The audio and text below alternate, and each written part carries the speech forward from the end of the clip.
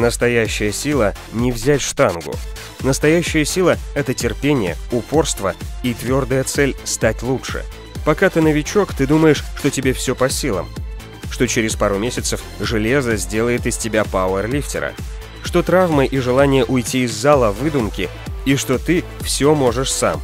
Если бы.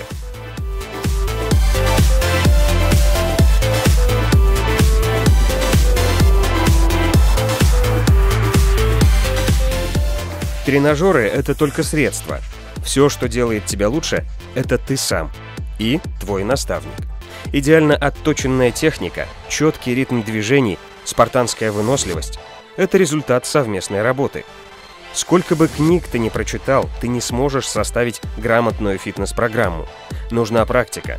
Персональный тренер учитывает возможности организма и помогает найти свое, идеальный спортивный баланс.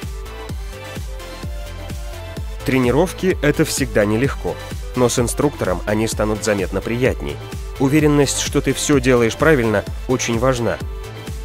Уважайте свои усилия и не давайте им пойти на смарку. Помните, главное — это командная работа. Тогда, да, все получится.